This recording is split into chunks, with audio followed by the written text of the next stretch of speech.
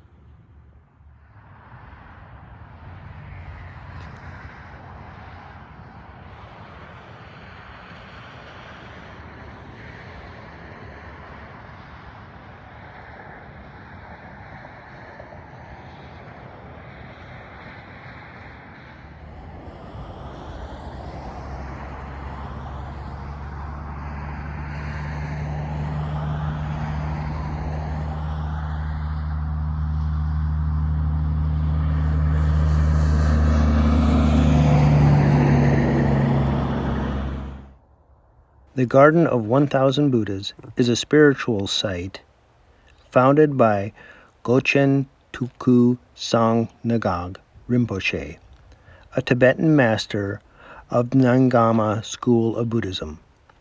Following a traditional Buddhist method, Sang Naga claimed to have chosen the location immediately upon seeing it, recalling a prophetic dream from his youth, which corresponded to the garden's landscape.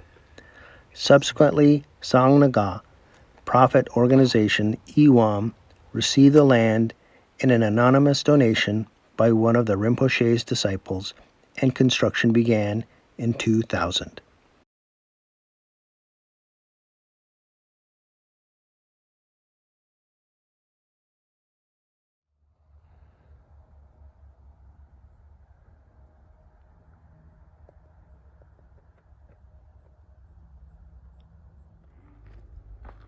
The stupas placed in the Garden of 1,000 Buddhas represent the traditional 8 great stupas that were constructed during the Buddha's lifetime to commemorate 8 major events in the Buddha's life and their associated pilgrimage sites. The first is the Lotus Blossom Stupa of the Buddha's birth. It represents the birth of Lord Buddha in the royal Lumbini Garden at Kapilavastu in northern India, 6th century BC. It was built by his father, King Siddhartha to mark the occasion.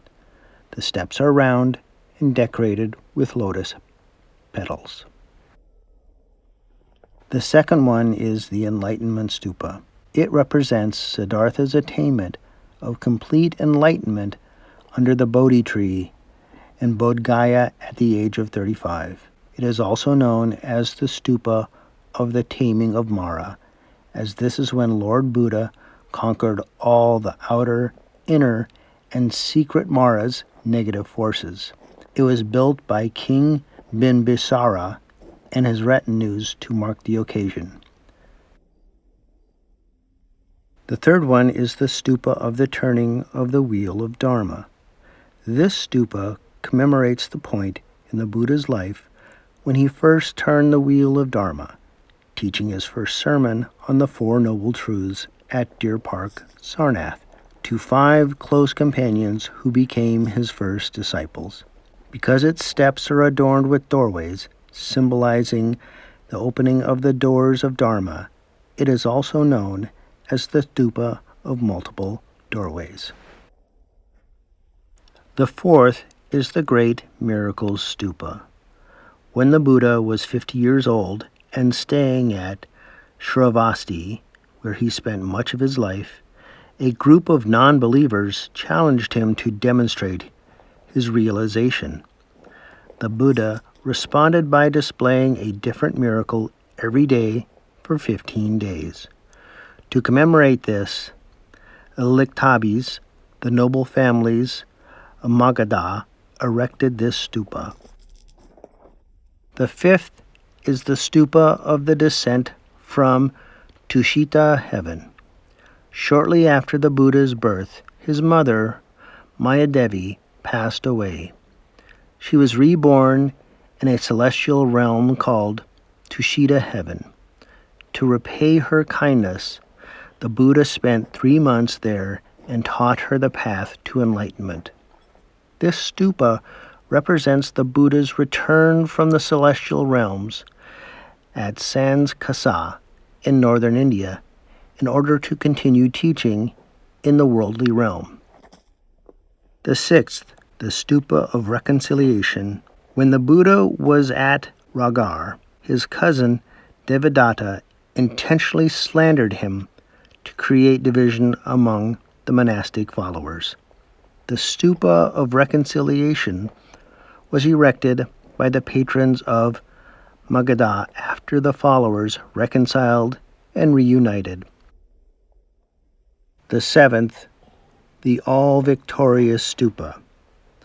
When the Buddha was planning to pass away at the age of 80, at Vaisali, one of his followers pleaded with him to remain in the world. In response, the Buddha agreed to prolong his life by 3 months.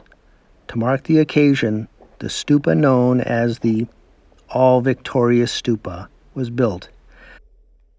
The eighth and final stupa, the Parinirvana stupa, marks the Buddha's passing away into nirvana at the age of 81 in Kushnagar. The Buddha emanated various relics to the benefit of his followers, and the Mallas erected a stupa enshrining them.